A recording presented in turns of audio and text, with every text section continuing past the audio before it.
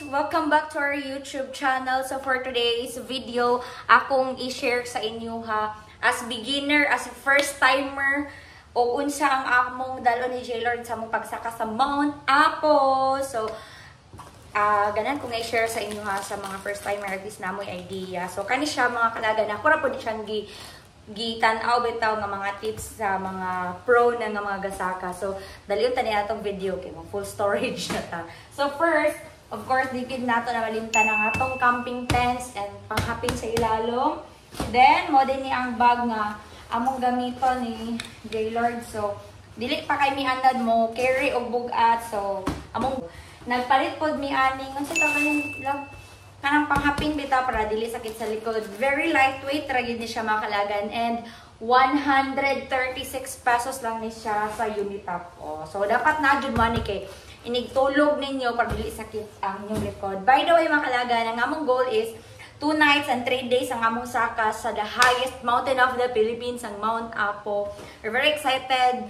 Unya sa buntag, mo biyahe na ta pa Davao del Sur. So, next is the very important or one of kuan gyud major nga gamit pang hike is ang atong hiking shoes. So, kani siya. This is only ukay-ukay makalagan sa Showmaster. So, diha naman napalit. And muna ako then kanikang J-Lord. So, pang-hike ni namo siya makalagan. And next is, kinahanglan dyan tanay habol kay very katugnaw dadto. And of course, ang atong mga outfit from day 1, day 2, and day 3. So, kani siya mga kalagan, mga ukay ragid ni, and the rest, mga t-shirt na mga kalagan shirt. And of course, hapas-pas sa kay ko, no?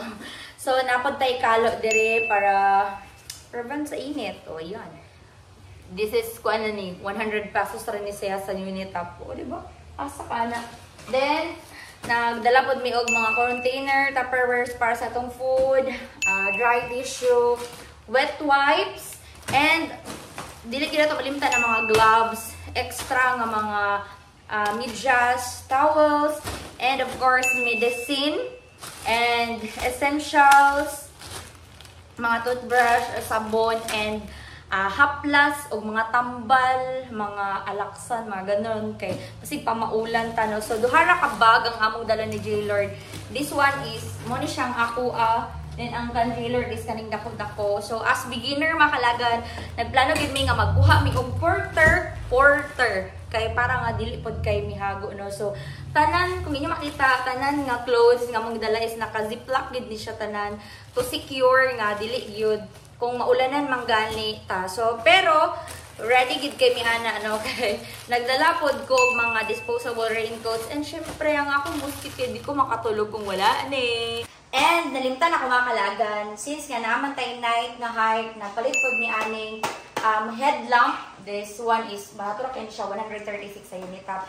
And of course, dilikid kalimtan ang trail snacks o chocolate tanan. Magpalit pa tag-gilis daw kay isa ko daw na. So, hopefully success ang atong pagsaka sa Mount Apo mga kalagan. So, if nakatabang ni sa inyo ang video mga kalagan, please like and subscribe sa ating YouTube channel.